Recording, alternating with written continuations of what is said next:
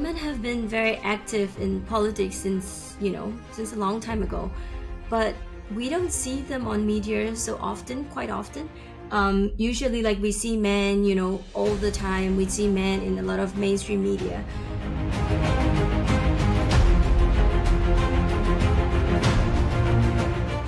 We don't see a lot of women at the decision-making levels. There's like very, very few women at the decision-making level. And when you look at the armed revolution, there's not many women who are fighting at the front line. The women are not actually getting the rights or the respect or the space or participation that they can provide to the revolution.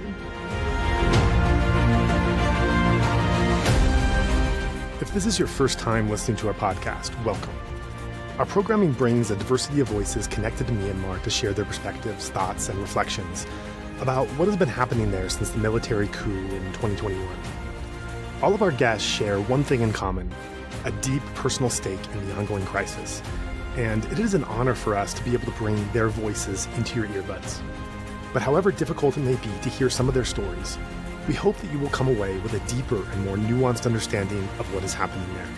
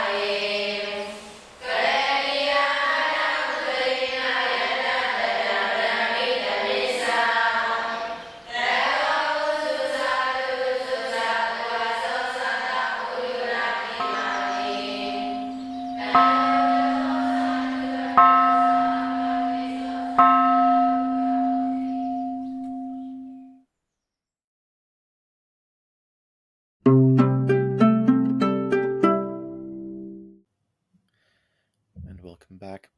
Today, my guest is Hnin Thet Hmu Khin, and we are going to be discussing something that, again, we haven't spent perhaps enough time discussing and looking at, but that is the different facets of the roles of women, both in the broader Burmese societal context, but more specifically in the current societal upheaval in the revolution itself and in the societal changes that are happening around that revolution, and the ways in which society in Myanmar and in Myanmar communities internationally has responded to these changes.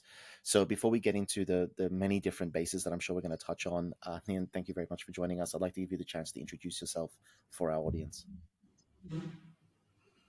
Thank you. My name is Hnin Thet Hmu Khin. I'm a women's rights activist.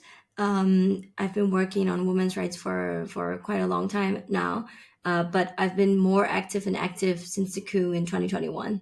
And I also work in Rakhine State during Rohingya crisis, like 2018, in northern Rakhine State, providing humanitarian assistance to Rohingyas and other ethnic people. And I'm sure we're going to be sort of touching on that as well. But before we move into sort of the Rohingya crisis element of this, let's talk about women's role in the revolution, because it's not something that we think about in a separated sense.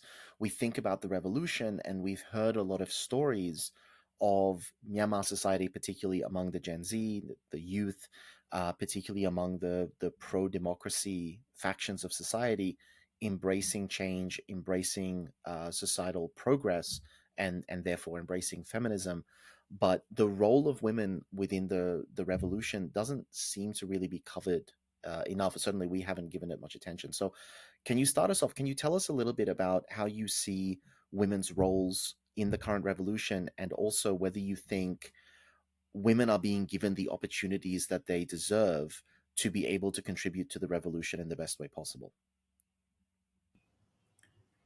So women have been very active in politics since a long time ago, but we don't see them on media so often, quite often. Usually, like, we see men, all the time. We see men in a lot of mainstream media. But since the coup in 2021, since the start of the revolution, people start to portray more women.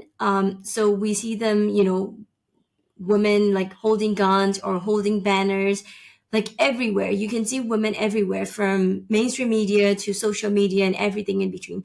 And we see women, women activists, um, like from the protests or civil disobedience movement or everything like that. Like, you can see women everywhere, and you will see photos of women all the time, which in a sense means, there's an increased visibility for women in politics, and especially since the revolution. But the question is, do they actually are getting, how do I say, like, the space or the voice that they deserve, or the rights that they deserve?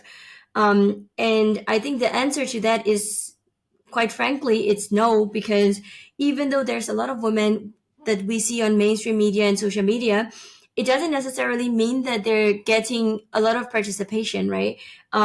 So when you look at the NUG, or when you look at other armed groups, we don't see a lot of women at the decision making levels. There's like very, very few women at the decision making level. And when you look at the armed revolution, there's not many women who are fighting at the front line. There is a lot of women participating in the armed revolution, from administration departments, or finance, or logistics, or other support roles, or like maybe even like medical professionals. But that does not necessarily mean that they are taken to the front line for the combat roles. And even though we see some women, like sniper women or other women at the front line, the number is very, very few. Like, the number is very small.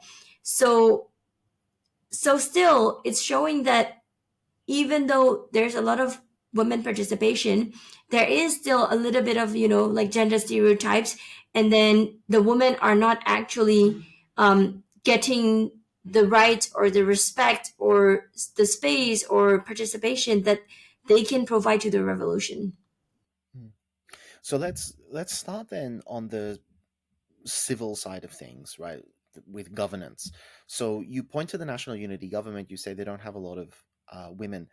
I think it's a very interesting case study in Myanmar because, of course, very famously, you had Aung San Suu Kyi, who was sort of elevated as this figurehead in the 1988 revolution, and she very much became a symbol and continued to be a symbol right up until the coup for a lot of people who advocated for progress and for democracy, and that gave the country a very how should I say, politically female friendly image, right? This idea of, well, here's this powerful, influential woman who has the respect and has the admiration of most of the people in the country, and she's leading a major political party, and it sort of shows this image of a powerful woman in a position of power. And even now, when we look at the National Unity Government, of course, the minister for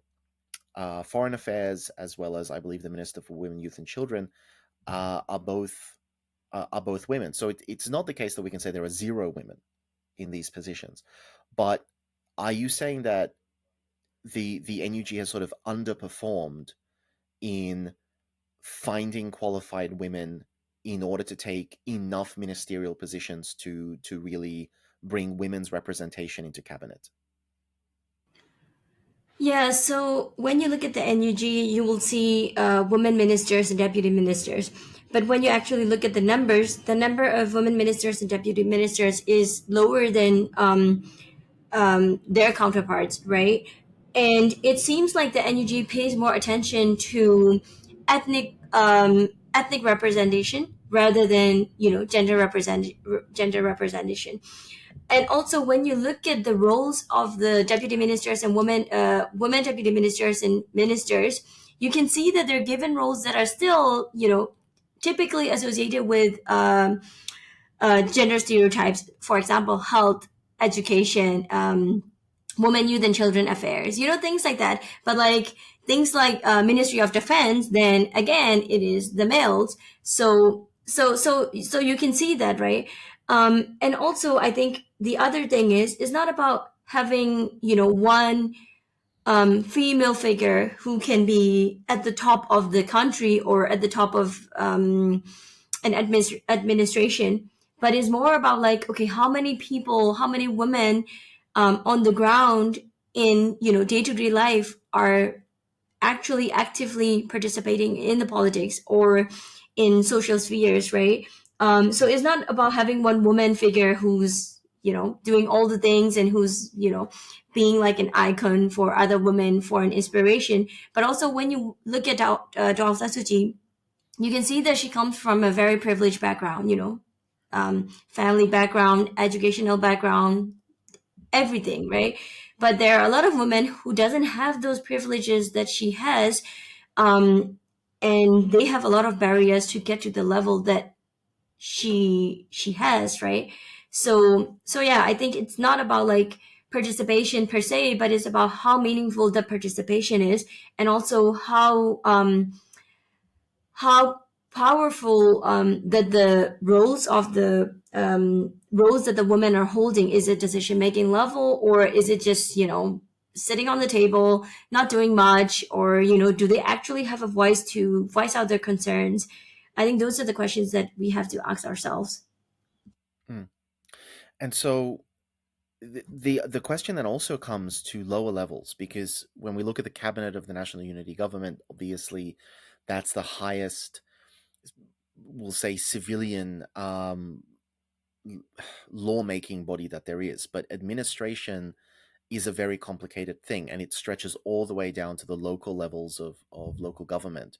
So are you are you saying that not just at the highest level, but sort of throughout the different levels of regional, district, state level administration and local level administration, are you saying that there is still a sort of overrepresentation of men across the pro-democracy areas, or the sort of NUG controlled areas in the country? Yes, that's correct. Because even like when we're talking about like NUG specifically, not the whole revolution, even on the NUG level, like you can see a lot of men um, doing interviews, a lot of ministers, and even like the other like township administration level administrators. They're all highly very male dominated. But of course, we don't really know the exact numbers because because of the security concerns, we don't really know the exact numbers. But it is still very highly male dominated. Interesting. And then turning, of course, to the more combative aspects of it, the revolution. So you were saying that there are these images coming out of women with weapons and women in these military roles within the revolution, whether it's PDF, whether it's EAO, so directly NUG controlled and organized, or loosely NUG aligned, but pro democracy. And of course, this contrasts very importantly, I think, with the military, who do not have women in combat positions. I'm not sure whether the Tamado as an organization has any female members officially, but I know certainly that they don't allow any women in any combat or combat associated positions. But so you're saying that a lot of what we're seeing is what is like is propaganda trying to sort of portray an image of women that is not actually being realized by these organizations, by these armed groups, these resistance organizations on the ground, that the women are not actually going into these combat situations.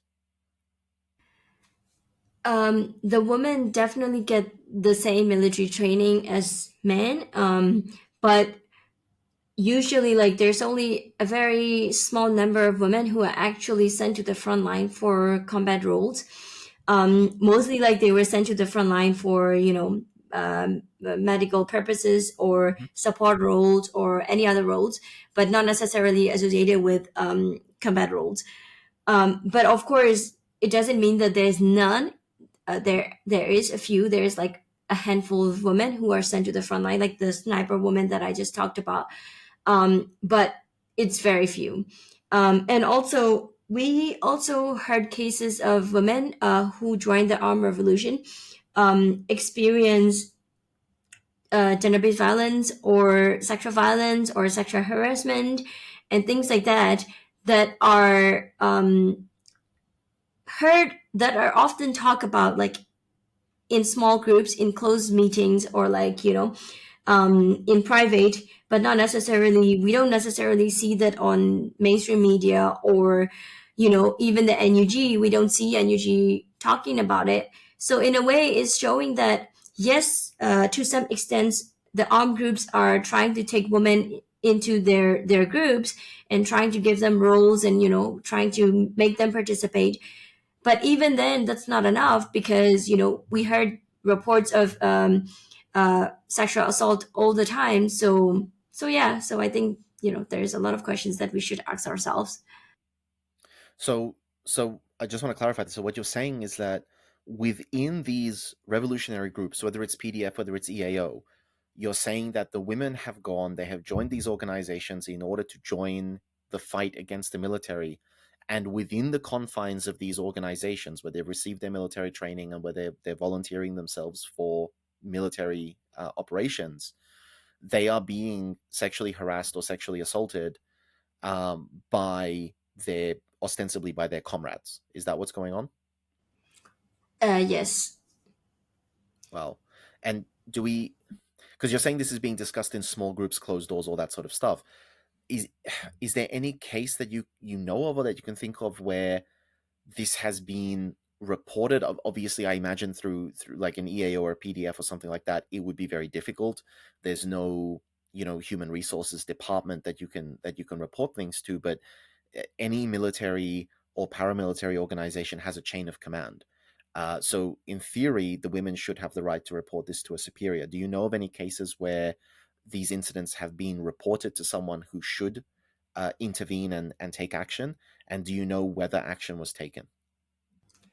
So I think there are two things. There is a difference between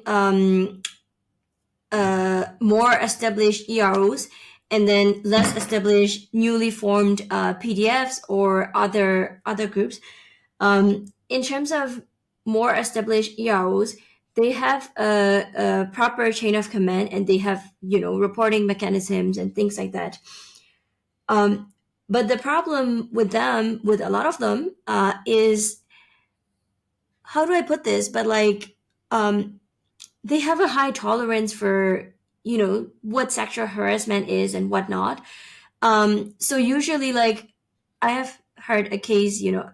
This is just an example. I have heard a case of a woman, like, being sexually harassed in the camps, and then she took it to the superiors, and the superiors were like, oh, they're just teasing you, this is okay, like, they're just they just love you, they're just brothers, they're just uncles. So things like that, it's quite normalized. So she can't take it to anywhere, and it's been like so many times that at one point she was like, maybe I should get a boyfriend, or maybe I should get a husband, because it's gonna keep coming up. As long as I'm in the camp, I'm staying in the camp, it's gonna keep coming up. So maybe I should just have a man, so that I will feel more safe or less harassed. So usually I think that's the case with more established EROs. It's not that they don't have reporting mechanism. It's just that the way of thinking that they have when it comes to sexual harassment and gender-based violence is more, in a way, traditional and normalized. So it's hard for the girls or the women, the females, to talk about it. So that's one thing. And then the other thing with the newly formed PDFs and other armed groups is that the perpetrators, usually because they're involved in the revolution, they feel that, oh, I'm involved in the revolution, so they know that even if someone talks about it, it will not come to them, it will not come back to them, they will not be punished. So they feel like they can do it, right? And of course, usually the public or the community protects them because, oh, they're participating in the revolution, so they're taking cover, that they're taking cover because of their participation in the revolution. So yeah, so I think that those two dynamics are, quite different. But it's very strange that you say that because, of course, what comes up is that, sure, the perpetrators are participating in the revolution, and so the community protects them. But their victims, those women, are also contributing to the revolution. And the implication then is that the community will not protect them. So it cannot be a question of we as a community will protect those who are working for the revolution. This is one person working for the revolution who has victimized another person working for the revolution. So the decision of the community to take one side or the other side, by definition, is not based on wanting to protect someone who is a revolutionary.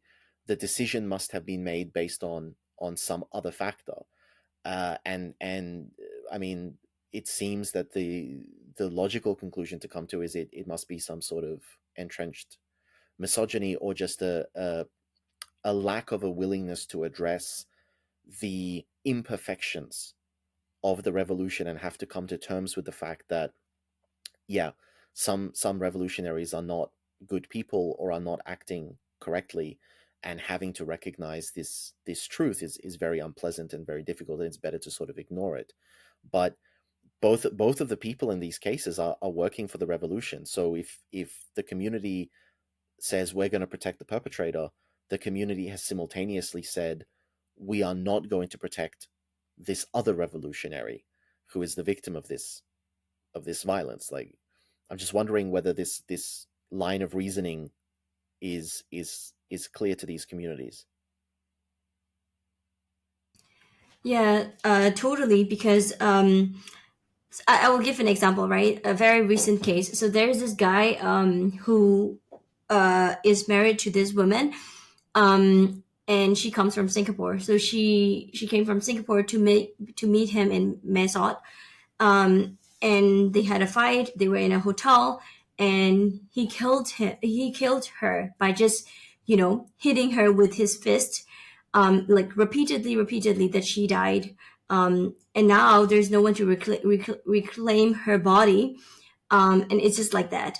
But a lot of people don't want to talk about it because he's also part of the revolution, and he's actually a soldier.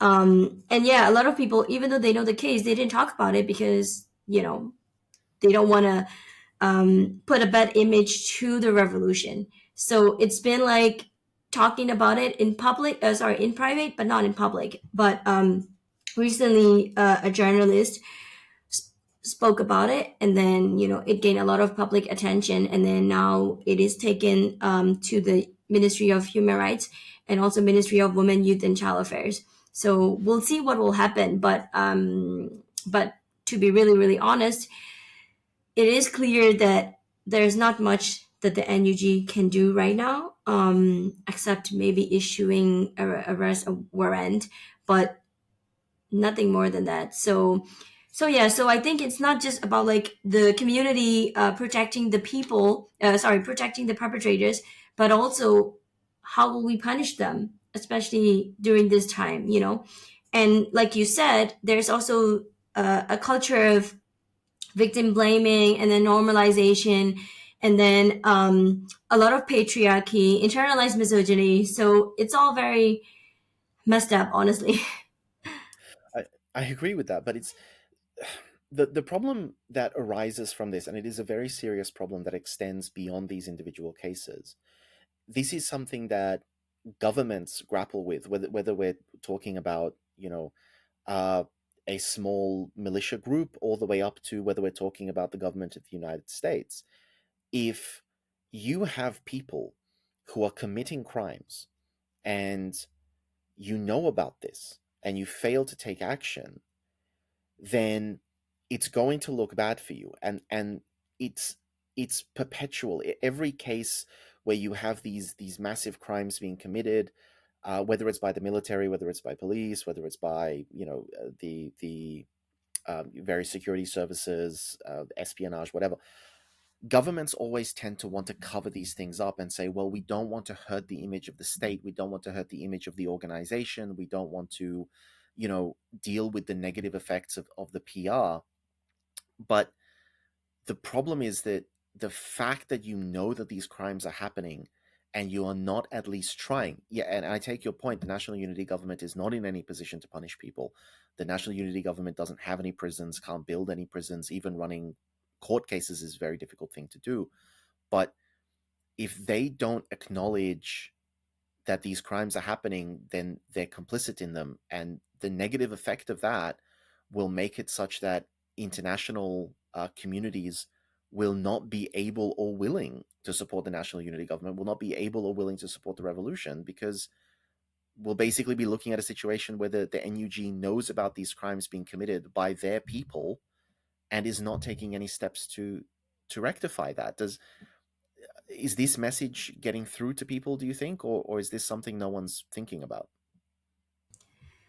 I think now there are some people who are talking about it. But like you said, people usually think, oh, we have to talk about how the military, Myanmar military, is committing those crimes, but they don't want to talk about when it comes to the revolution side. So I think it's very problematic. But also the thing about this particular case, it happened in Mesa, so it's in Thai territory.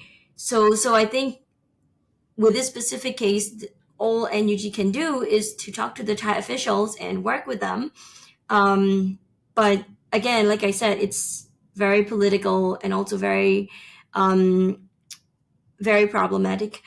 And also the other thing when we're talking about this is there's a lot of women who are at the border, especially in Mae Sot or at the border, um, who are facing sexual and gender-based violence, but they can't take it to the police, to the Thai police, because they, first of all, they're undocumented, and second of all, the perpetrators usually are part of the revolution. So not only they have to face challenges from the Thai side, but also they are also scared that the Burmese community. There are a lot of women at the border, at Thai Myanmar border, who are facing sexual and gender based violence, and sometimes they need like shelters immediately, And there are Burmese organizations and also Thai organizations at the border, but the difficulty is Thai organizations are usually hesitant to accept undocumented Burmese women to their shelters because there are legal requirements and things like that. But also with the new the restrictions of challenges, let's say challenges of Burmese organizations, they can't usually like accept people easily, and they can't operate very freely at the border. So yeah, so there is also a high need for temporary shelters for women who are facing sexual and gender-based violence, especially like responses that will immediately help them to get the services, or whether it's legal or shelter or psychological even, the services that they need. It is really difficult right now. So like I said, it's not just the revolution and the sexual and gender based violence, is also about like politics and border officials, and yeah, so it's tiring. Honestly, it's exhausting to Yeah. think about it, to even think about it. And it's terrifying. I mean, the conditions of the Myanmar migrant workers living in Thailand are horrific. We recently did an interview about that as well, and it was genuinely harrowing to hear about the abuses that they're subjected to by Thai authorities, their local police extorting them for money and abusing them in all sorts of ways. But Yeah. it's that notwithstanding, I do feel that the picture you're painting for me is a picture in which it's not just that, okay, the Thai authorities abuse the Burmese migrant workers because there's a long history of doing that and because they can get away with it. It's not just, oh, the conservatives and the military and the military cronies are entrenched with their misogyny. You're basically saying there's this undercurrent in society that we have to protect anyone who's working for the revolution. We have to protect the image of the revolution. And we are willing to sacrifice our women to this. It's if that's the mentality, then what I want to reconcile that with is what we saw from 2021 onwards. Because what we, especially in 2021, what we saw, at least on social media, was rapid and it was powerful. We saw, women taking to the protests with the Hnin Thet, and some women were using menstrual products and things like this to build barricades, all of which ties in, of course, to the traditional Burmese concept of pon. But although that was very effective against the military and the police, we also saw on social media a wave of young men defying these traditions, wearing, tamain on their heads in an act of defiance and saying, no, we don't care about these superstitions, they're backwards and they're sexist, and that's not who we are, and that's not something that we need. And we saw, women standing shoulder to shoulder with men in the protests. We saw, the LGBT community coming out and joining the protests. And we saw a lot of people softening their opinions towards women, softening their opinions towards the LGBT, softening their opinions towards ethnic minorities as a result of this protest movement that really seemed to unite the country into two major groups: those who want democracy and freedom and progress, and those who want to go back to the military-controlled crony capitalism of the past. And it seemed then that there was a very rapid, very sudden leap in terms of how society, particularly young society, views the role of women and views the abilities of women. There seemed to be a great leap forward for feminism in Myanmar society in 2021 and continuing on as the revolution has continued. And now what you're saying is that at the end of the day, it hasn't progressed far enough for society to say that calling out gender-based violence, calling out sexual harassment and sexual assault is more important than protecting the image and the reputation of men who are working for the revolution. So what happened? Where is the disconnect? Where is the failure of this societal progress to recognize that a line in the sand has to be drawn and gender-based violence is on the other side of that line? I think in the beginning of the revolution, people had hopes and dreams, and they sort of feel themselves as like, oh, we're really different from the military because the military is very patriarchal. So they sort of portray themselves as, we're different from the military. We accept LGBTQ, we accept women, we accept, ethnic people, things like that. But it's not enough. It's not enough, and it's just that um, it's not that they don't accept that. It's not that their perspective hasn't changed. I mean, it has changed to some level. We can see it from the Tamay Revolution and other types of societal changes, but usually it happens on the surface level, and it's not very how do I say, it's not very sustaining. So like I said, that's why it's still very deeply patriarchal and victim blaming, and it's like that. And the other thing is, even though the women are participating, and even though we've been talking about women's rights, there are still a lot of people who says we will win this revolution first, and then we can talk about women's rights later. And that's very problematic because women constitute more than half of Myanmar's population. And if we are not talking about those half of the population's rights, then it means that you are ignoring the whole more than 50% of the population. But we hear that narrative all the time, people saying, oh, women's rights, I mean, they're important, but we will talk about it later, revolution first, other things later. And it's the same with not just women's rights, but also LGBT rights or other issues, where they say, okay, let's win this revolution first, let's defeat the common enemy first, and then we can talk about this later. And the way that it's portrayed is also, again, very problematic, because it means that you are ignoring a lot of people, but also it means that after the revolution, post-revolution scenarios, there's a lot of things that we have to uncover, we have to solve. So yeah, so again, even though the people's perspective has been changed to some level, it's only on the surface level, but not very sustaining. It's kind of strange how you say it's win the revolution first and then we can talk about women's liberation, ethnic minorities, LGBT, and so on. Whereas you, I think it would be fair to look at the situation and say, no, the liberation of the historically oppressed groups is the revolution. Like that is what winning the revolution is. Like unseating the military is one part of that. It's a very important, very essential part of that. Certainly the most difficult part of that, because they're fighting back with lethal force.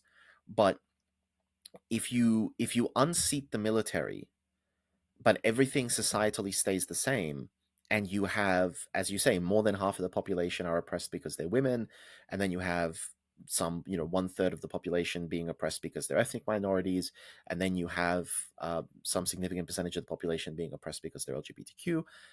You wind up with a situation where you got rid of the problem, but you didn't actually get rid of the problem. You just got rid of one element of it, and you're stuck in the same loop, and you haven't actually made progress.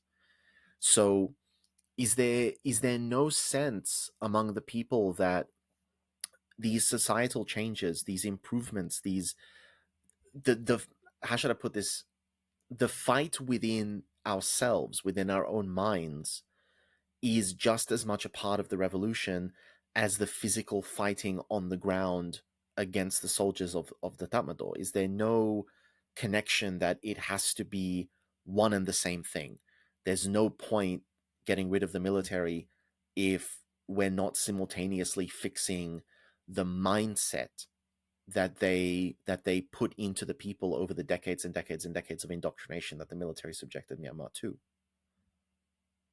Yeah, that's why we've been, activists, a lot of activists have been talking about ideological revolution as well, when we're also doing the armed revolution. And when you actually think about it, I don't know if you heard about like the military backed Telegram channels who are targeting against women. But physical sexual assault is not the only issue, right? There are also digital assaults and digital issues targeted against women. And these are done by military backed Telegram channels, right?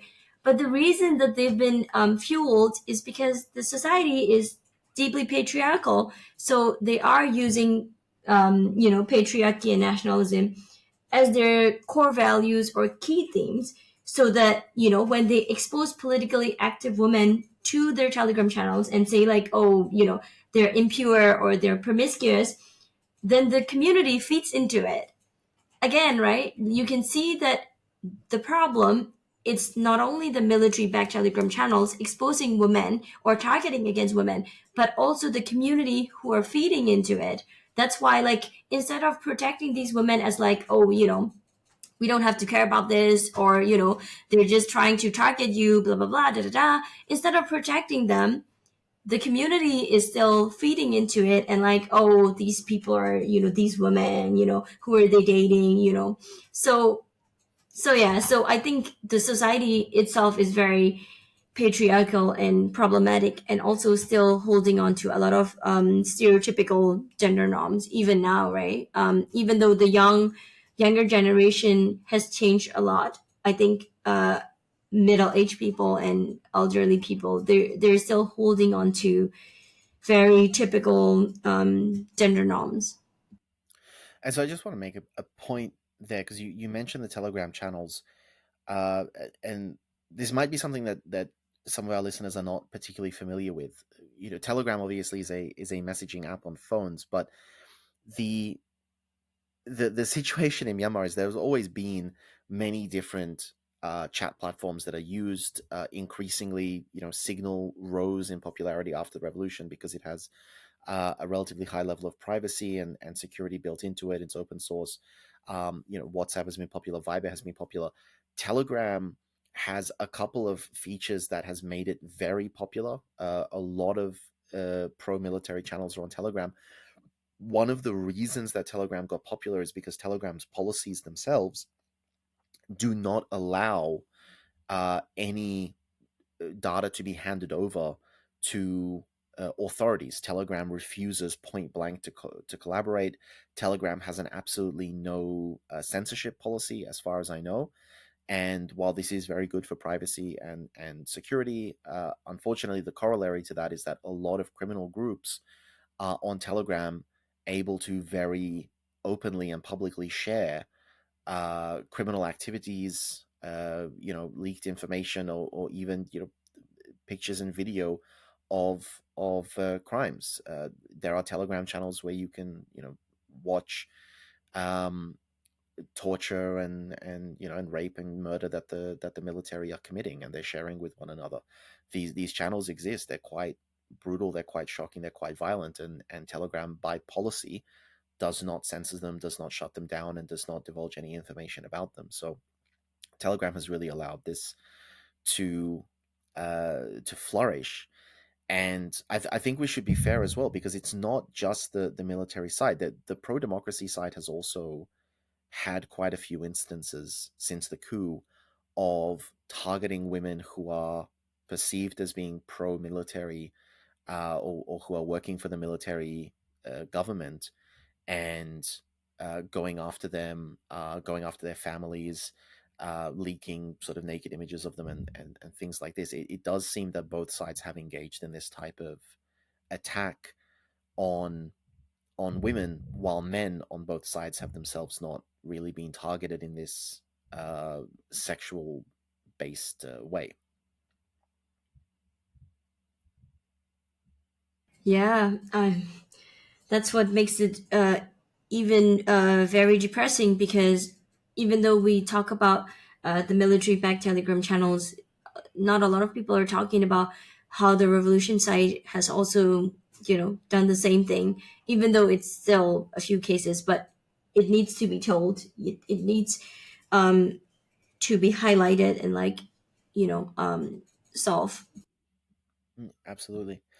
And so the question is, what is happening? Because I believe you yourself have been sort of harassed as a result of the fact that you are, an activist, and you're trying to not just advance, obviously, the rights of women in Myanmar, but that must go hand in hand, of course, with calling out those individuals and those groups and those societal norms which are holding women back. And of course, a lot of people get very upset, they get very angry, and they feel that they are being targeted, which, depending on the situation, they may be being targeted, deservedly so, and they lash out. So I don't want to sort of pry too deeply into what I'm sure must be a very difficult thing that you've had to deal with, and that many other people in your situation have had to deal with. But I wonder if you can tell us a little bit about your own experiences with this type of campaign. So for me, it's from both sides. On the other side, on one side, there's the military, pro-military accounts, like, attacking me because I'm talking about revolution and women's rights and things like that. But on the other side, there is this individuals, maybe groups, who are commenting on my post, or, like, finding my photos and making memes and spreading hate speech and rumors, talking about my dating history or my family background, education, anything that they can think of, and just, trying to defame me. But usually, one thing that I notice is that even when I'm talking about the same thing as my male counterparts, Hmm. when it was when the opinion is discussed by females, people like me, the comments that they give on my Facebook profile or my other social media platforms are really different, because if a man is talking about those issues, they argue based on, you know, the content of the man, the thing that the man is talking about. But if it's me or any other female activist, then they talk about, you know, my private matters or my personality or my dating history or, you know, my preferences in men or things like that. So it's very sad that, you know, even though you have different opinions, people don't want to talk about it. People just want to harass you for whatever you say. And that is not only the Telegram channels, but also such form of sexual harassment, digital harassment. It's a threat to my right to freedom of speech. And it is, you know, sadly the tactics used by the military. And even though the military was the one who's using that, the people are also now using those the same things. But of course, from the military side, usually it's systematic. So I had an experience when I was hosting a panel for Sister to Sisters, and then there's this uh, uh, account came into my Zoom channel, my Zoom room, and then it started flooding the channel, the room with, you know, explicit pictures and videos, and I can't do anything.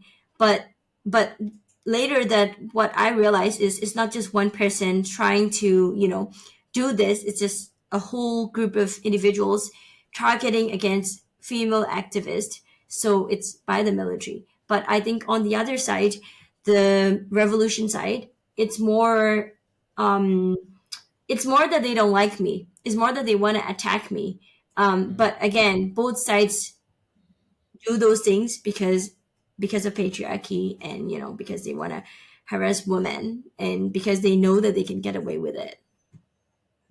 Because that then becomes the next question, but the motivation behind these people, because there's a big difference between being a sort of misogynist troll who, for whatever reason, we don't need to speculate, but for whatever reason, just doesn't like women, and particularly does not like women who are speaking out and demanding that society do better. And something about this, you know, rankles them, and so they want to go out and they want to upset those people.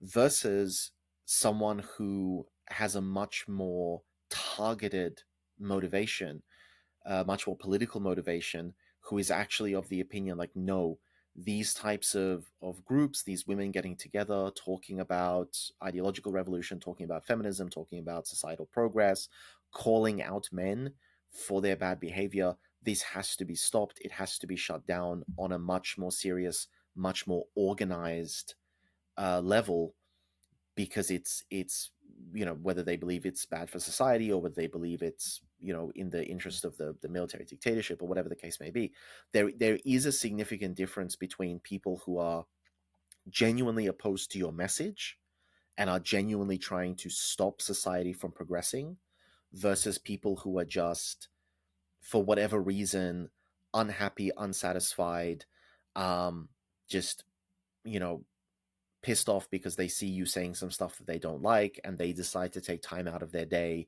to try and make your life hard, or try to make, you know, activists' lives hard in general. So where along that spectrum do you sort of see the opposition? Is it just individual men? Because you're saying it seems to be both. Like on the pro-democracy, it seems to just be individual men, and on the military side, it seems to be much more organized and much more pointed, and much more politically motivated. Um, so what's really the major factor here in your experience, in your opinion?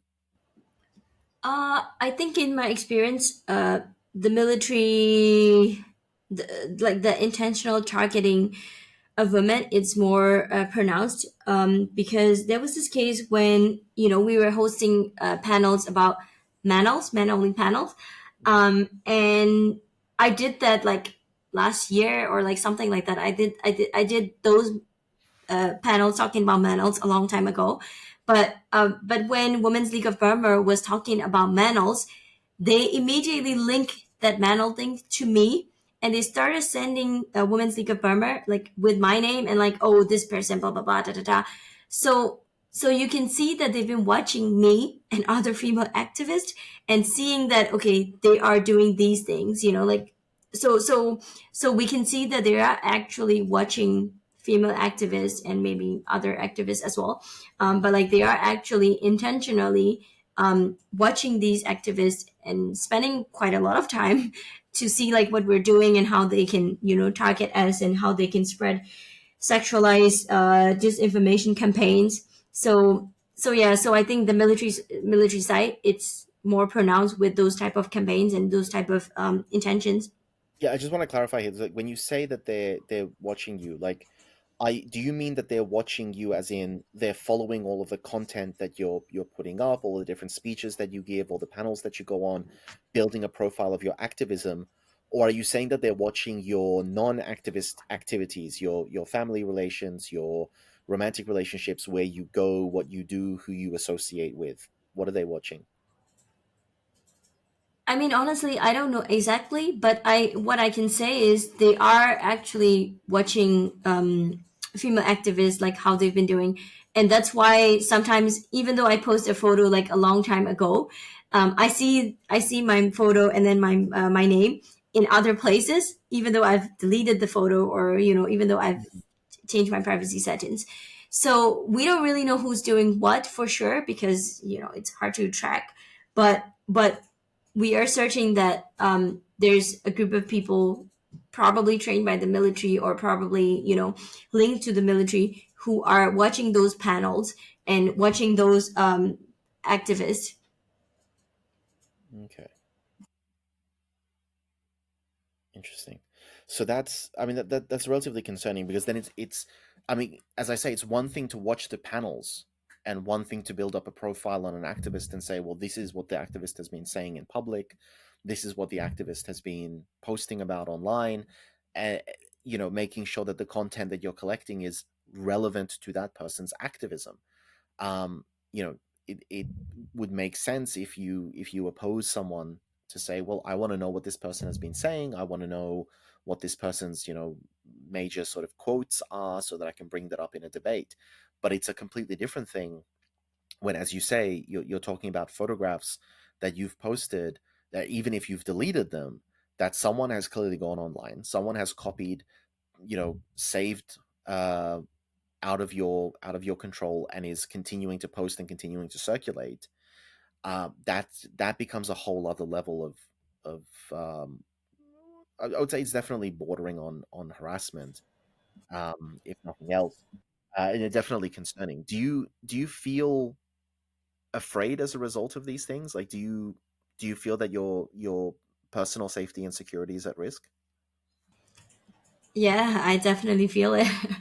Because when I was living alone, I usually sort of, I think it's just like, it's not that someone is actually like um doing things to me in real life, but the digital harassment and um, threats that I face, they actually interfere with my daily life, and also it is actually a threat to my freedom of speech. Because now, like, before I post anything, I always think like, okay, what will I post? Because years later, or even days later, like, it can come up, people can come up and like use it against me.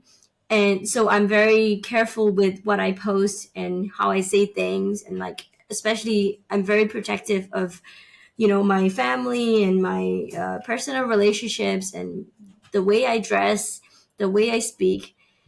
It's hard. Honestly, it's hard, because I just want to be a normal Facebook user. I don't want to be someone who's being watched. Yeah, absolutely. But I mean, these are the sad reality of the world in which we currently live. That yeah, it's very easy for people to start stalking online. It's very easy for people to start building up a profile of what you do, who you associate with, what your relationships are, um, and yeah, if you're someone that has enemies, and it seems that you definitely do, unfortunately, it's very easy to target you. It's very easy to make you feel afraid, and uh, not not quite on the activist sphere, but I do know, for example, through Instagram, influencers, particularly very wealthy influencers, because they post so much content on Instagram, a very large number of them have been the victims of robberies because criminals are simply able to ascertain their locations. They know where they're going to be, they know when they're going there, how many people will be going, and you know, they know ahead of time, oh, this person's going to be wearing an expensive piece of jewelry. I can I can ambush them in this location, I can steal it from them. And it's very, very, very easy to get this information from social media. And so if people have a vested interest in finding you, unfortunately they can. Yeah. Um, it's scary. It's really scary. It's scary, but also in Myanmar because the country has just opened up, right? Like before the coup, the country was recently opened up, so we're not used to like digital security and what we post online and things like that. So it comes from like 0 to 10.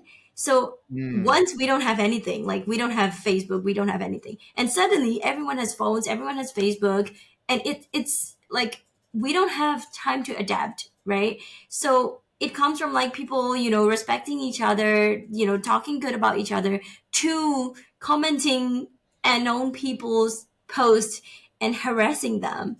yeah. So it's such a very black and white thing. And I mean, we're talking about Facebook, but the reason that I like Clubhouse is because you can hear people's voices and you can know that they're a real person. You tend to restrain yourself from talking bad about those people because you can hear them, you can know that they're human, right? But like on Facebook, especially, because you only see the photos, you only see the content, you don't really hear them, you don't really talk to them, live action, right? So I think it's easier for people to just like say nasty things on my post or other people's posts because it's easier, right? But again, like you said, if you're an activist or a social media influencer or someone who's quite public, then I think you have to be really careful, because that's with my case, because I don't post things, before I go somewhere. I won't post because I don't want people to know where I'm going. So I would only post like 1 month later, or like maybe like a week later, because I'm very concerned about my security. And also, the sad thing for me is that it's not that these people talk about like my political opinions or my participation in the revolution. It's just that they attack me using like my family background and my personal information, private information, and that's sad. It is, and I think an essential piece of context here that some of the audience might not be aware of, in the Myanmar context, before the coup, you could get a gigabyte of data for about 1,000 chat. Like depending on what phone provider you were with, depending on the data plan, but you could very often just get, you know, a gigabyte for about 1,000 chat, maybe a little bit more than that, and that's quite affordable if you are living on a foreign salary. But for people who are living there, when 1,000 chat could buy you a relatively good meal, and you might only be earning, if you're on minimum wage, you might only be earning, 3,000, 4,000 a day. um, the phone data is quite expensive, especially if you have to run everything off your phone because you don't have a Wi-Fi modem in your house, as was the case for a large number of people. And so, because Myanmar didn't have net neutrality, and not all internet traffic has to be treated the same, Facebook went behind the scenes and they made a lot of deals with a lot of the phone providers to basically say that when you buy a data plan, when you buy a package, when you do whatever, you get a certain amount of data for Facebook and Facebook only, in addition to the data that you would normally be provided. So if you're on Facebook, you're not burning through your relatively limited internet data. And the effect of that was to drive so much traffic to Facebook that obviously, brings in ad revenue for them, but it basically made Facebook the be all and end all. Like before I went to Myanmar, I never imagined that I would send a resume through Facebook to get a job. I never imagined that I would be interviewed through Facebook Messenger. But every single thing in Myanmar was just done on Facebook. When I moved there in 2016, it was already entirely Facebook based. It's phenomenal how dependent the country was on Facebook. It became more like Google for a lot of people. I think instead of Googling something, you just went to Facebook to try and find out the answers because the data were cheaper or were free, as the case may be. And so that made it absolutely unavoidable. Like here in the West, a lot of people say, you know what, I'm quitting Facebook, I'm quitting social media, I'm not going to use it, it's better for my mental health. But I couldn't imagine in the Myanmar context standing up and saying, I'm going to stop using Facebook. Like, Oh, how would you get employed? yeah, that's true. That's true. So that's why I have a Facebook profile. But in some ways, like you said, I've always kind of felt like maybe I don't want to be on social media. Maybe Mm, at least Facebook, right? I don't want to be on Facebook. But then, like, how are you going to connect people? Like, basically, you can't live away from Facebook because then you won't have friends. And like, with the digital, what's it called? Like the digital development, a lot of people. A lot of young people, they are creating slangs and new words like every single day on Facebook, and if you're not on Facebook you won't understand any of these.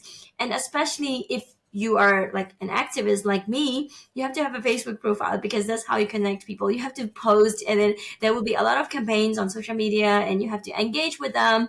So everything happens on Facebook. And like, funny thing is, in this revolution, some people even say that, oh, if you don't have a Facebook profile, are you even working? Like, what?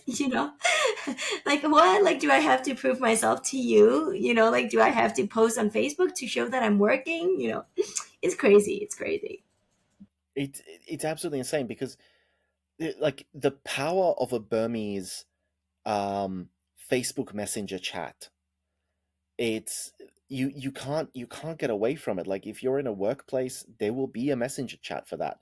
Um, I was teaching my school students would come, and one of the first things they would do is they would make a messenger chat, and that's how they would know. If someone missed class or was going to be late or whatever, like I wouldn't find out about it, but one of the students would say, "Oh, he's going to be 15 minutes late. It's in the group chat."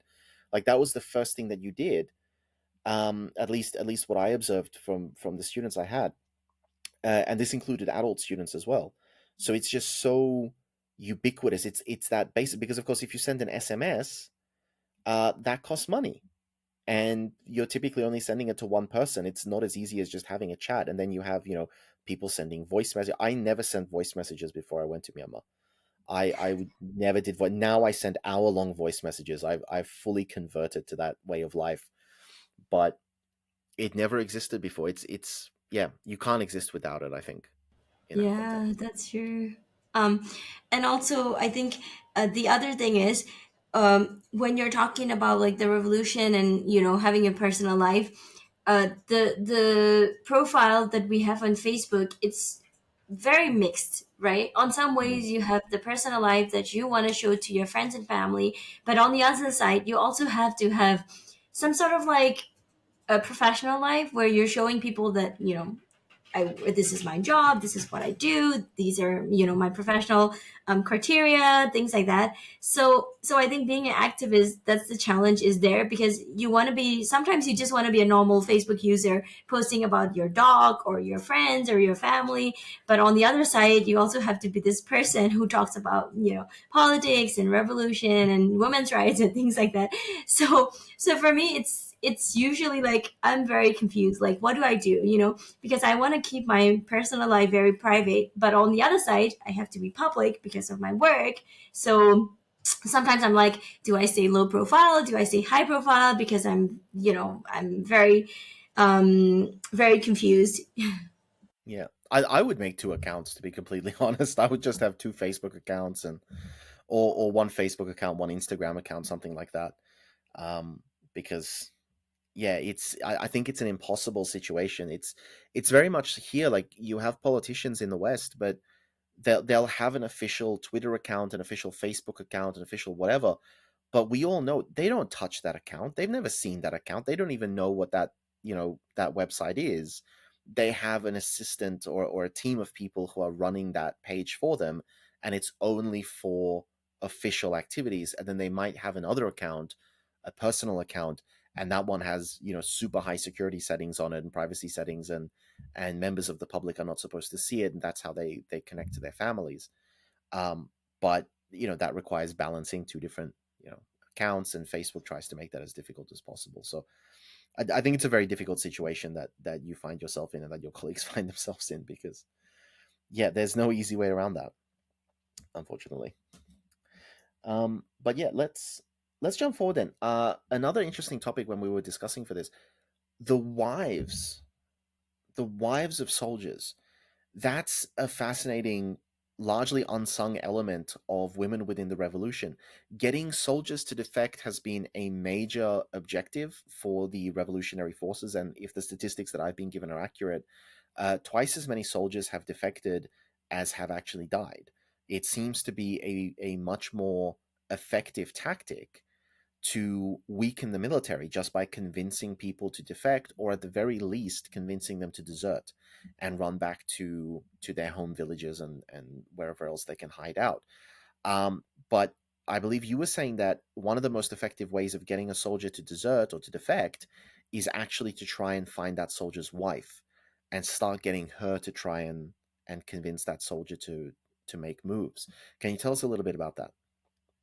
Yeah, so I used to host a lot of panels with spouses of people soldiers. In Burmese is Pidu Satazani Mia Mia, which literally translated into wives of people soldiers, but we say spouses. So the military, as we all know, is very patriarchal, and they've been silencing women, and they've been putting women as like second class citizens, or slaves or something like that in the military, right? So the men, the soldiers, would be getting high level positions, and the woman, in some ways, has to do some things that the military want them to do. So they've been in this position for a very long time, right? Where they feel oppressed, they feel like their capabilities have been ignored, not acknowledged and appreciated, things like that. So when we found these women have a lot of potential. They are very influential. They have a huge influence on their husbands who are serving in the military. So actually, this group in particular was founded by a woman called Masute. So she's actually my senior from the university. She is a pharmacist. So yeah, so she founded this group with other women, other wives of soldiers, and they basically convinced their husbands to defect the military. And then they started coming up with this idea of like, actually, even though these women are portrayed as second class citizens in the military, they are actually very powerful. They have a huge influence on their husbands. So they started talking to these wives to convince their husbands to defect the military. And it's been very powerful, but because now there are a lot of soldiers who have defect the military, and they started their own channels. They started convincing other soldiers to defect the military. They expose their experiences being in the military, or being in the military linked family situations, or events and things like that. And they talk about how the military has been violating the rights of those soldiers and their families when they are serving in the military. So it's a very powerful channel. I'm very happy that I get to work with them. And I'm very, even though I have left the organization, I left on good terms, and I'm still very much involved, and I'm really honored to be working with them. I mean, that's incredible because I think it. We've spoken quite a bit today about the treatment of women, even among the pro democracy side, it's kind of depressing. It's kind of depressing to talk about that women are not getting the respect that they deserve. Women are not even getting the basic physical protections that they deserve, and women are being held back from making the types of contributions that they want to be making and that they can be making for the revolution because of these stereotypes. And it's a sad reality to talk about. But when we do look across the aisle, we look at the military, and I mean, you've described the military itself as patriarchal.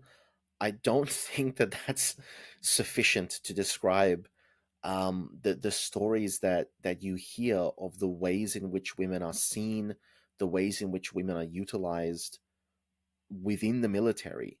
Um, whether by fathers, by brothers, by husbands, they very much do seem to be treated like borderline slaves in a lot of cases, just sent to a superior officer's house to do housekeeping work for that superior officer's wife, or being seen as a way to gain a promotion if you marry a woman who's related to a more powerful man.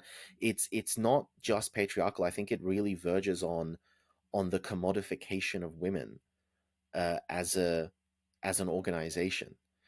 And so I think there is a something of a delicious irony in the women within that system being instrumental in turning around and getting their husbands to say like, hey, let's not be part of this, let's get out of here, and find a better life elsewhere.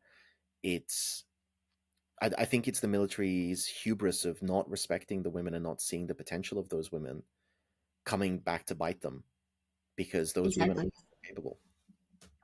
Yeah. Exactly. Like you said, those women, the wives of soldiers, they tell us about their stories all the time. Like of, they had to, when they go to a superior's house, they had to leave from the back door. They can't leave from the front door because they are the women. And sometimes they have to wash the underwears of the wife of the superior. And that's, really crazy and very, very oppressive. And also, not just that, but also like their husbands as well, being very oppressed and harassed, not harassed, but like being very oppressed in the military. And sometimes, the wives, even though, how do I say, like they have like a group of wives, right? Like talking to each other, doing things together. And they have to call the superior wife mama even when she is younger than you, because the level is higher, so you have to call mama. And all these stories of how they've been treated in the military.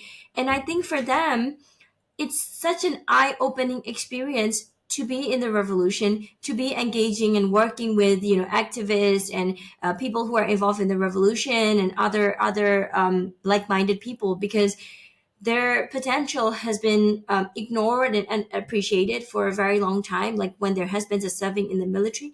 But when they get to the revolution sites, everyone warmly welcomes them. Everyone appreciates their intention to join the revolution and their participation and their influence. So their capabilities have been, their potential have been appreciated, and they feel more empowered to be working with those type of like-minded people, because now they have a chance to voice out the stories that they didn't get a chance to talk about, like when they're in the military. Now the first time in their life they can talk about it publicly, and they feel really empowered to have an audience that wants to listen to them, and that's really appreciates what they have done for the revolution.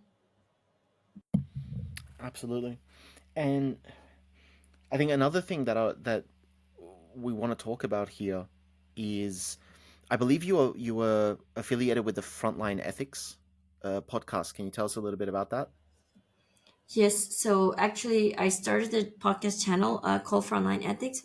So it is to talk about like what ethics do we follow, what ethics and principles do we follow and uphold at the front line. So for example, how do we differentiate between civilians and combatants, and how do we treat a combatant if the revolution side arrest them, if they detain them, and then how do we get them a chance to maybe join the revolution, or how do we deal with those things.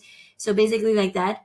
But the main thing is called not a target. So it's about saying the armed groups that civilians are not a target, humanitarians are not a target, medical professionals are not a target, volunteers are not a target, and other civilian properties and other things that are not military targets. So basically to protect civilians and civilian properties from being targeted.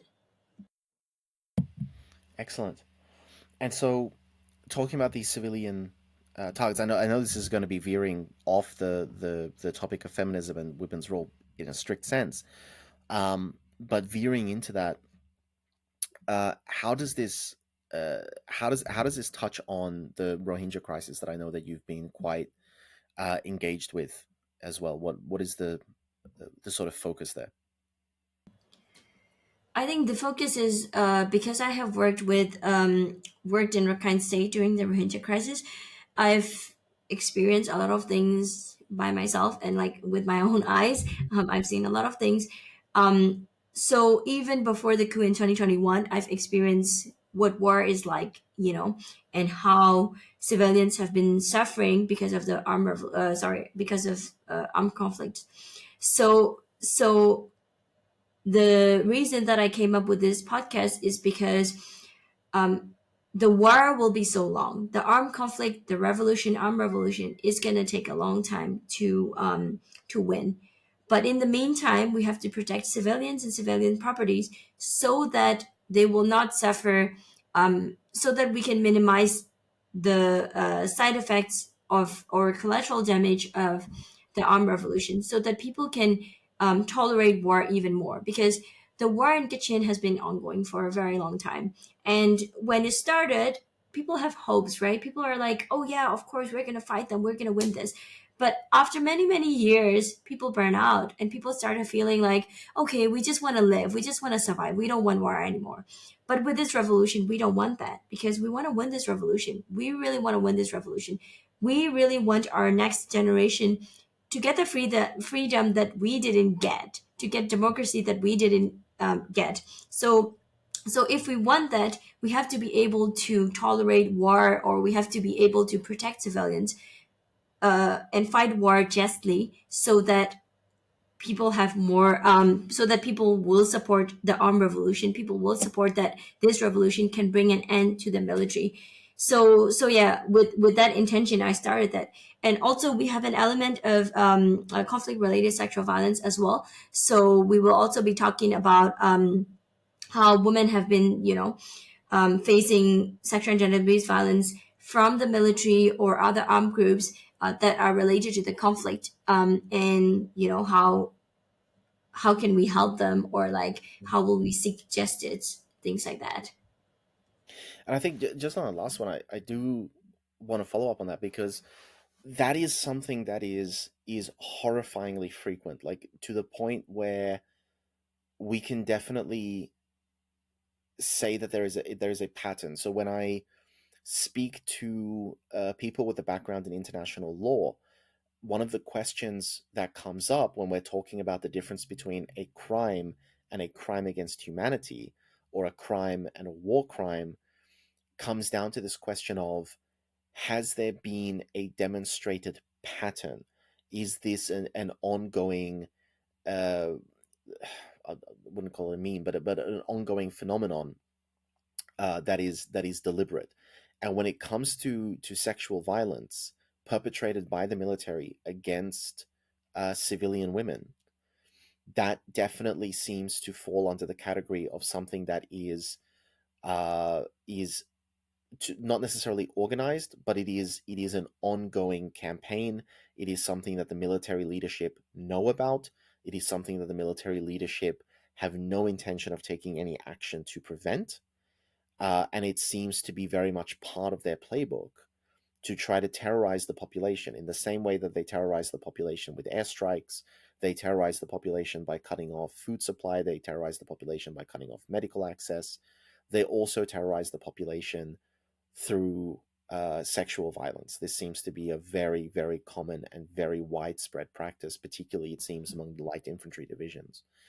Um, and the question of justice in that, I want to ask you whether you think there is any light at the end of the tunnel, because I do remember a case that I had to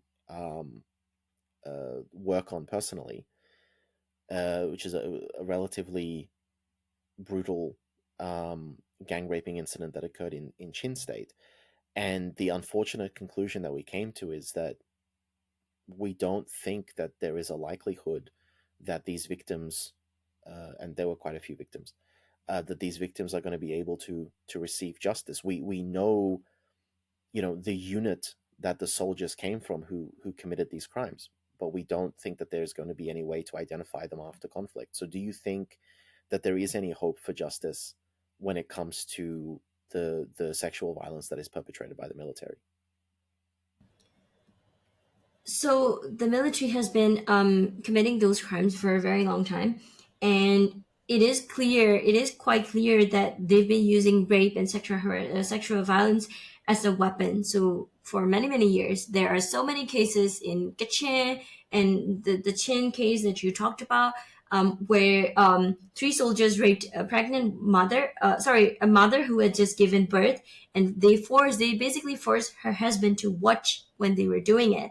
So those things, it's not just with Kachin, it's not just with Chin, it's not just with Rohingya. I mean, we also have reported cases of Rohingya women being raped by Myanmar soldiers, and it's not only limited to armed conflict areas. It also happens in Yetia Interrogation Center, Manili Palace Interrogation Center.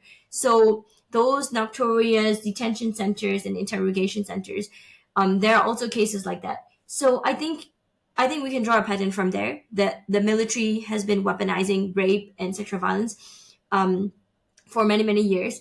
And like you said, it can amount to war crimes, or with the Rohingya case, genocide, or crimes against humanities. So I think with that being said, we can take it to the International Criminal Court, or we can build a case and take it to the court. But of course, it's a long way. It's honestly a very long way. But sadly, what we see right now is most of the conflict-related sexual violence committed by the military. We can't talk to the survivors because Mm. they don't survive, honestly, because they kill them. The victims have been killed. They raped them, and usually they kill them. And even if they don't kill them, they are so scared that they can't talk at all. Like, we can't find them. So with those cases committed by the military, it's hard to talk to the victims or survivors. But on the other side, if those crimes are committed by the revolution side, we at least they don't kill them. Yeah, I mean, in general, right? So we can talk to them. So this project hasn't started yet. So we'll see, like, when we actually implement the project, and we'll see how it goes.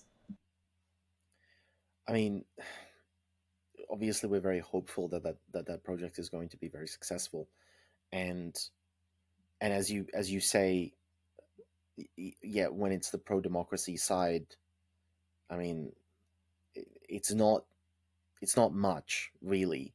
Like, it's really not much to be able to say, well, at least they don't kill their victims. But um, from the perspective of sort of long term justice, I suppose that yes, that is a very significant factor.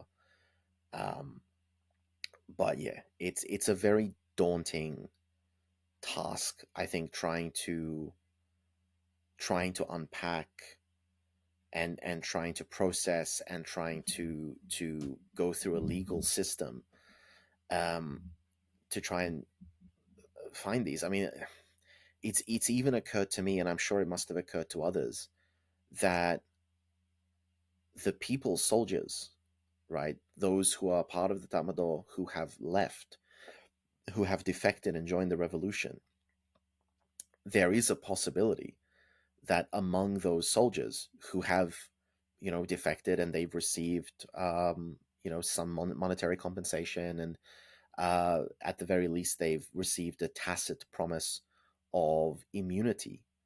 Among them, there may be people who have committed these types of violence, and after victory in the revolution, there might be some very difficult questions of, like, yes, I committed crimes and I did terrible things, but I also defected and I joined the revolution and I was promised amnesty as a result of that, and I have no intention of answering for my crimes. It's it's a very difficult situation, I think, to try and unpack. I think it after the conflict has ended, after the actual fighting is done, um, I just genuinely cannot begin to imagine the work that has to be done to try to track down the perpetrators of these types of crimes, especially sexual violence, which is historically a very difficult crime to investigate. It is a crime that people very often do not report. As you say, they're terrified.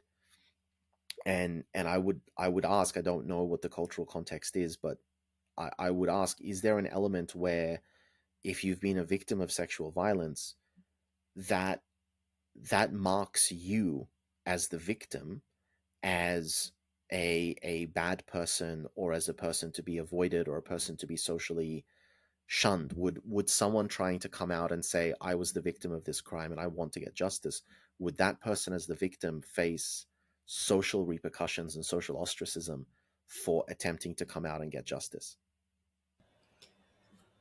Yeah, I think even though the society has been more welcoming and helping people to voice out their concerns and their experiences, I think there's still a lot of victim blaming. So even when like the victim comes out and the victim or the survivor comes out and say that, okay, I've been the victim of this crime, um, there's still a lot of pushback. And I think it really depends on the case. Sometimes people are very open to, you know, help them and very kind, but a lot of the times there's a lot of victim blaming. They would always ask questions like, "Okay, what were you wearing? Why, why did he do this to you?" Blah blah blah. Da, da, da. That all points to that the person, being blamed. There's a lot of that, and with what you said about the soldiers defecting the military and how they can be the perpetrators, I totally agree, right? So I think at people soldiers, they always have to be really careful, like who they let them in, who they let them like join the groups, because they have to go through a due diligence process to make sure that this person is not someone who has committed those crimes in the past when they're in the military, or who maybe can be an informant, right? Who knows? So I think at people soldiers, you have to be really careful of who they help and how they help them, and how to what level that they let them into the circle. Mm, absolutely, absolutely. We have it's difficult times that we're in, and that need to sort of take someone who's an ally, but still sort of keep them at arm's distance, just in case. I think needs to be remembered. But so this then it's just, as you were talking, I was just thinking, this is a feedback loop, right? If this is a feedback loop, when you have a situation where you have a society that puts pressure on victims, you do not incentivize people coming forward. You have a society that will protect perpetrators based purely on their political alignment, and you have a society where people just don't want to deal with it. They don't want to talk about it. They don't want to bring it up. The end result of that, of course, is that the perpetrators are not punished. If the perpetrators are not punished, then the message is being sent to other people that, hey, like, it's open season. You can commit these crimes because you won't be held accountable. You won't be punished for it. Yeah, it's technically illegal, but no one's actually going to stop you. And that perpetuates a cycle where these types of sexual violence, these sexual crimes, become much more commonplace and become much more normalized by society. And then because they become so frequent, society just sort of gets used to hearing about them, and people start thinking, well, this is just the world in which we live. If you don't want to get robbed, don't walk around at night wearing expensive clothing. If you don't want to get raped, don't walk around at night wearing revealing clothing. And these sort of excuse making mantras just sort of creep into the cultural vocabulary. It sort of feels like the problem exists because the problem existed before and nobody took it seriously enough, and now it's gotten worse, and it will continue to get worse until someone puts their foot down and says no, like, enough is enough. But society is just not there yet, unfortunately. But then again, most countries struggle with this for some reason. No, very few countries genuinely take sexual violence seriously enough. I think we can agree on that.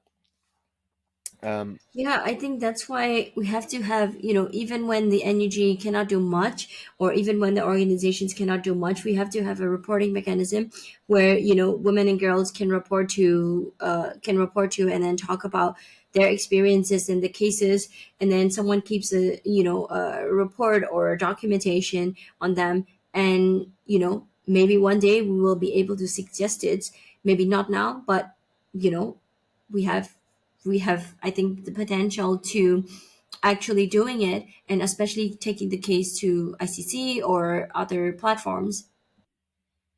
Yeah, which unfortunately is quite difficult when it comes to the ICC, when it comes to a lot of these international True.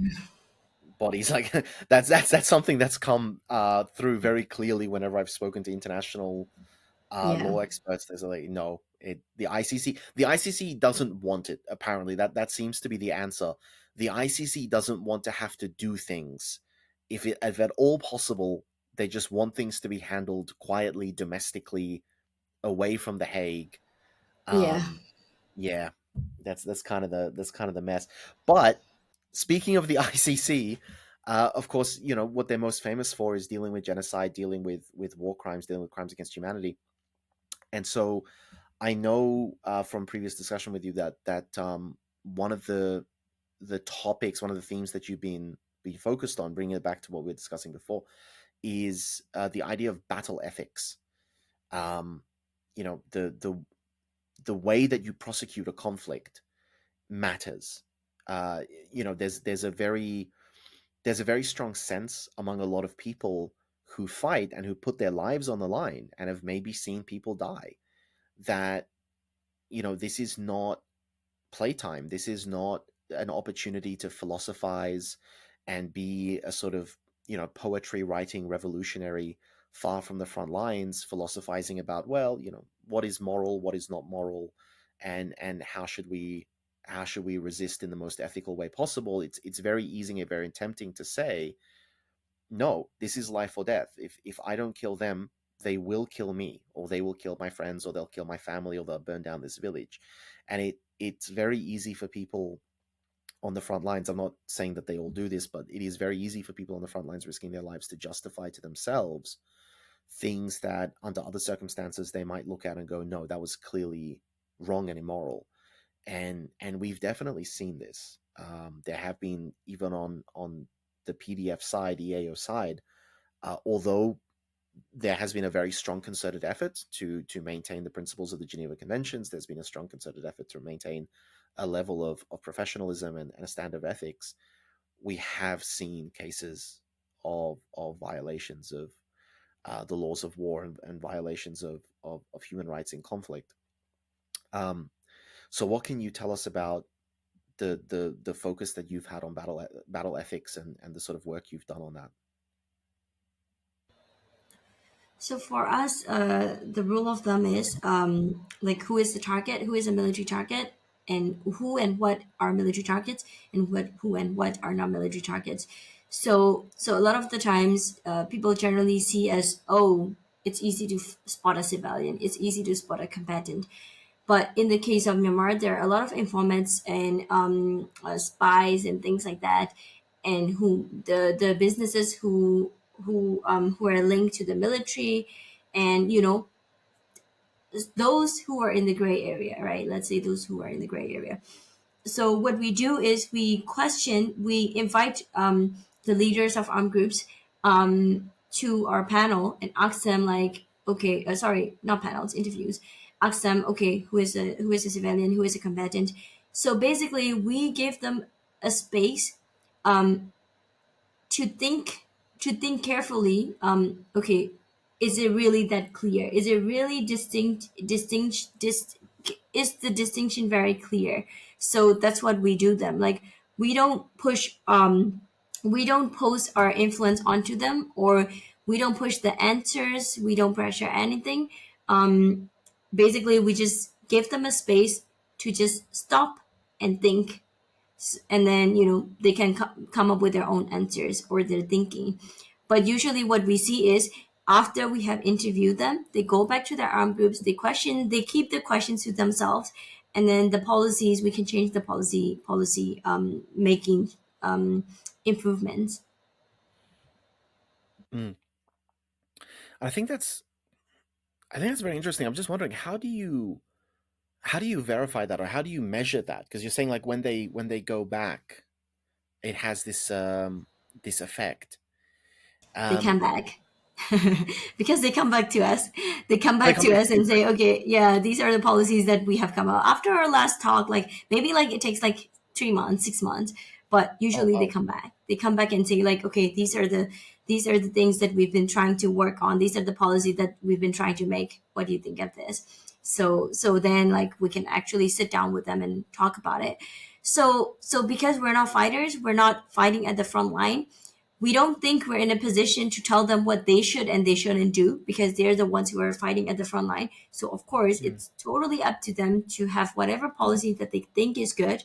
But what we can do in the meantime is to familiarize them with, rule of war, and then, to come up with policies, like sit down and to come up with policies together, so that, they can ask us questions and then we will answer them to our best extent possible, and then, come up together. So basically what we do is to make them pause and think. That's all. mm. Because of course the NUG Ministry of Defense does have the code of conduct that they've been sort of very Slogans. proud of. Yeah. So the question is, have you? I assume you've seen the code of conduct. Do you have any thoughts on it?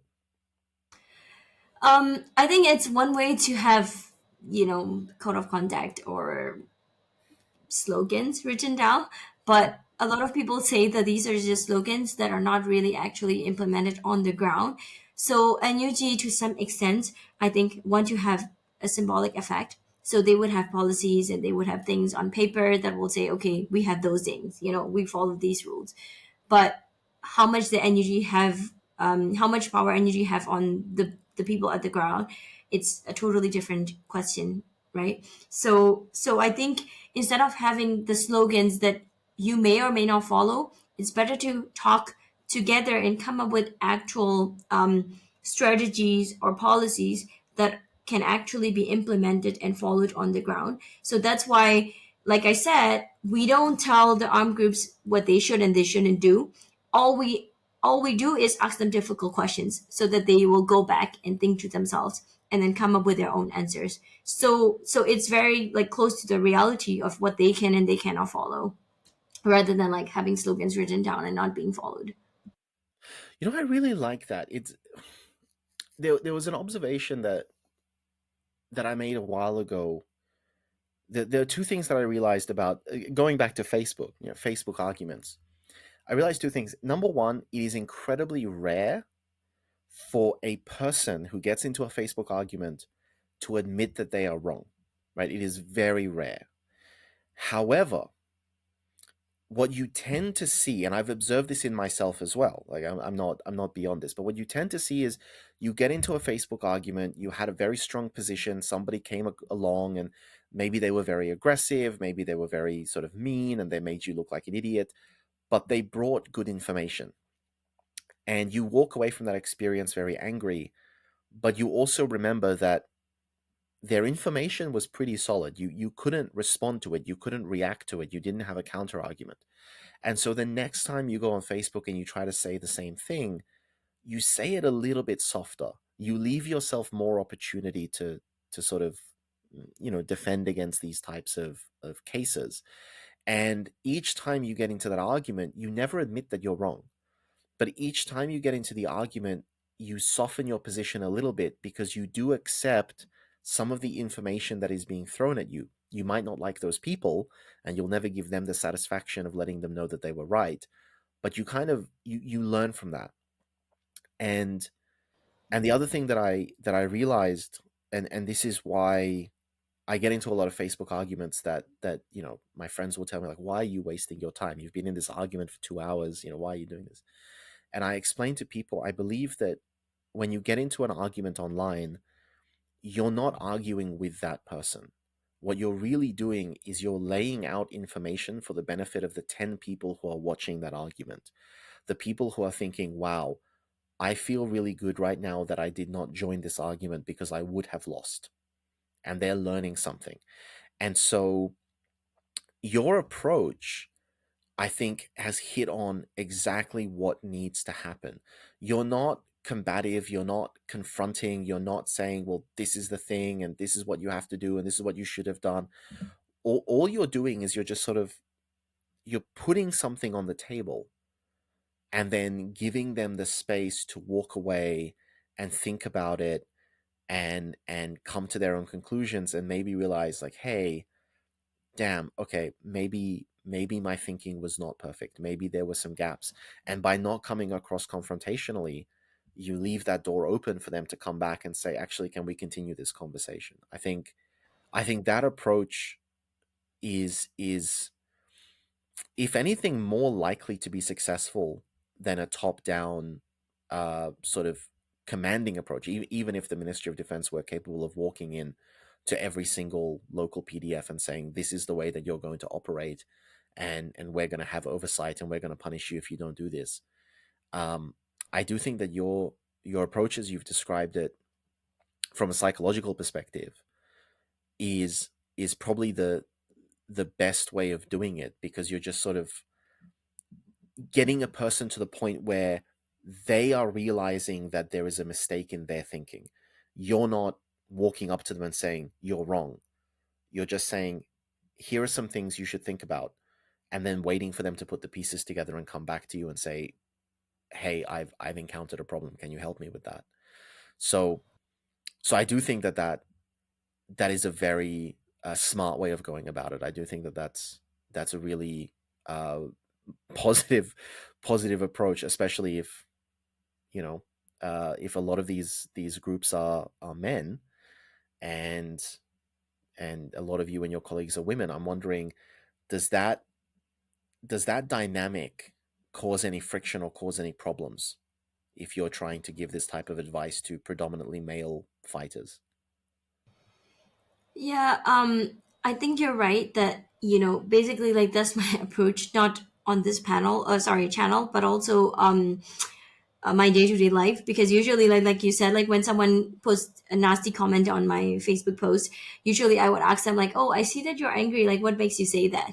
And then they question Mm, themselves like, okay, why am I angry? So that's my day-to-day approach. And with regard to frontline ethics, we're not fighters, right? Like we're not at the front line, so we're not telling them like, okay, you shouldn't use this weapons or things like that. But I ask a lot of time. I ask the leaders of armed groups like questions like, what weapons and means and methods that you limit your soldiers from using. And then maybe when I ask the question, maybe they don't have the policy, but it makes them think like, oh, do I have a limitation? Like, do I limit them? Do I restrict them? And then they go back and maybe like they come back to us and say like, okay, we're thinking about it. We're starting to think about it, but what do you think we should do? And then only then I said, okay, do you use landmines? Do you use this? Do you use that? So things like that. So maybe they'll use landmines, but I don't go around and tell them like, okay, do not use landmines, because that's not my position or my job to tell them that, because they're the ones who are actually fighting the wars. So they know better than me. But all I can do is ask them those questions. And of course, those armed groups are mostly very much, male dominated. But I think generally my experience working with them is fine, because I have a good relationship with them. Before I interview them, I try to keep a good relationship with them first, because I can't go around and say like, okay, I want to interview you, because first I have to build relationship with them. And then I tell them like, I'm not here to criticize, I'm not here to judge you, you do whatever you do, we just want to talk to you, we just want to ask you a few questions. And then only then like they come up with their answers and they open up and then we discuss. So I think that's actually like the way to create dialogue with, not only armed groups but also with people in general, right? If you want to have a proper discussion, you give them a chance to talk, you give them to voice out their concerns and their experiences, and you do not judge them. And after that, you will have proper, fruitful discussion. mm. And I'm wondering, can you estimate how many, not how many groups, but even how many people are in those groups that you would have been able to impact in this way? Oh, it's hard to say because the numbers are always changing. But I have done 10 episodes, so let's say 10 armed groups. But I mean, of course, it doesn't mean that like I changed their policy. It just means that I have Mm, talked to 10 people from 10 different armed groups. fair enough. But do you have like any concept of how large those groups could or could not be? They're really different. So sometimes, like I talk to people from KNU, which is very large, and I talk to local PDFs as well, which is relatively small. So it really depends. It really depends. But and also, I don't just talk to the leaders. Sometimes I talk to leaders, for example, like KNDF and BPLA, like those I have a good relationship with. But I also talk to like not very high level soldiers as well, Mhm. or like logistic persons, or basically like anyone who's at the front line. Interesting. And just tying this back into to what we were saying at the beginning, in any of these, did you ever speak to women in these capacities? Of course, of course. I talk to more women than men in these capacities, because I think it's really important to hear their voices. But we also talk to LGBTQ as well. Hmm. So the people that we talk to, that I invite to our interviews and podcasts, is it comes from wide range of backgrounds, right?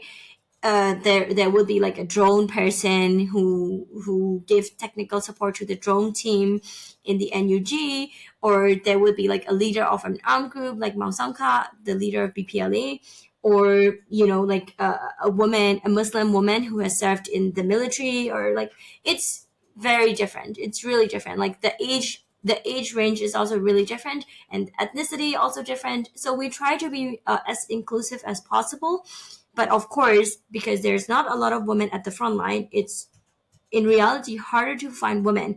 But we tried our best to invite more women to our interviews and panels and podcasts.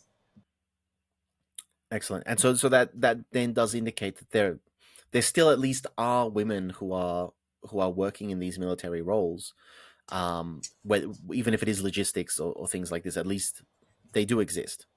Yes, at the front line they do exist, but maybe not combat roles. Yeah, yeah. Interesting stuff. So look, I think we've covered a lot of different um, topics here today, and I think they all tie well into one another. I think it all sort of comes back to the same basic underlying issues, the same basic underlying problems. But as we've been able to discuss today, whether it's targeted at women, whether it's targeted at ethnic minorities, whether it's targeted LGBTQ, whether it's being perpetrated by the military side or whether it's being perpetrated by the pro democracy side, the same problems and the same issues seem to continually creep in. They seem to continually come up because the roots of this type of thinking are very deep in the communal mindset of society, and there's definitely going to be a lot of work to be done going forward to change this mindset and to change the culture and to really set a new standard. And I'm grateful, and I think millions of people are grateful that you and your colleagues are doing the work that you're doing. And that's why I do want to thank you very much for coming on and sharing the story. But before we end the episode, we always invite our guests to leave the audience with some thoughts. It could be directly related to what we're doing today. It could be something a little bit more broad, but anything that you think the audience should think about, that they should know, that they should consider, share with their friends and their family. Any final thoughts that you have on this episode, I'd like to invite you to just share those with us now. Thank you. So my advice for first of all, men and LGBTQ and allies, is to help women voice out the concerns as much as possible and amplify the women's voices. And my advice to women themselves is to speak up whenever they can. And sometimes I say that, you existing in this very male dominated world is already enough. Maybe you can't speak. Maybe you don't have a chance to speak. Maybe there are barriers, but just living, just surviving, just existing in this very male dominated world, it's already a voice. So thank you so much for having me. I hope you enjoyed this talk, and I hope the audience will also enjoy this talk. Thank you.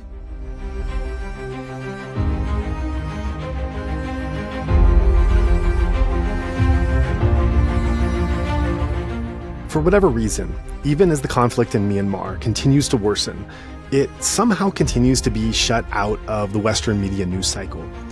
And even when the foreign media does report on the conflict, it's often presented as a reductionist, simplistic caricature that inhibits a more thorough understanding of the situation. In contrast, our podcast platform endeavors to portray a much more authentic, detailed, and dynamic reality of the country and its people, one that nurtures deeper understanding and nuanced appreciation. Not only do we ensure that a broad cross-section of ideas and perspectives from Burmese guests regularly appear on our platform, but we also try to bring in foreign experts, scholars, and allies who can share from their experience as well. But we can't continue to produce at this consistency and at the level of quality we aim for without your help. If you would like to join in our mission to support those in Myanmar who are being impacted by the military coup, we welcome your contribution in any form, currency, or transfer method. Your donation will go on to support a wide range of humanitarian and media missions, aiding those local communities who need it most.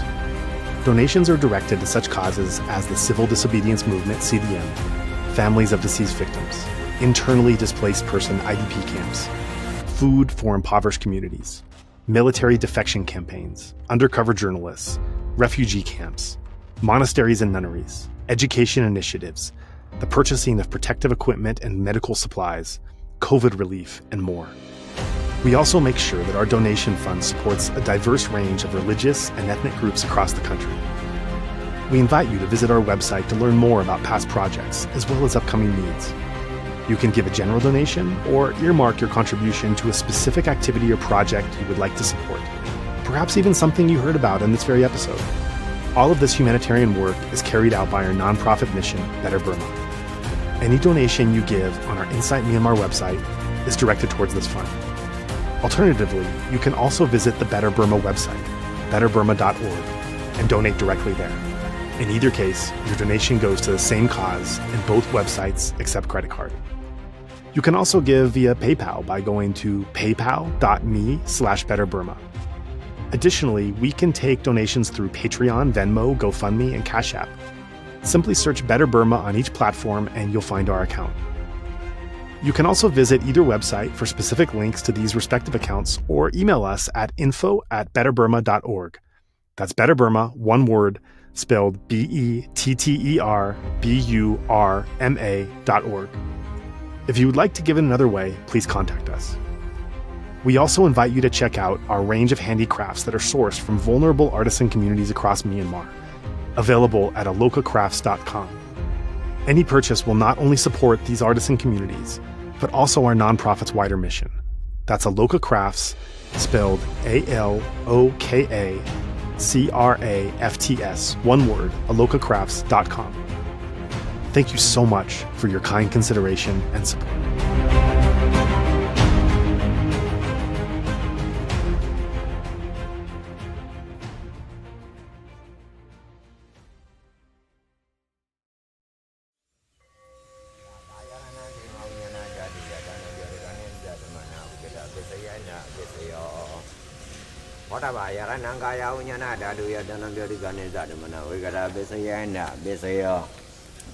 Oba yarananda dayananga yaranaya dayanam boda ba yaranam no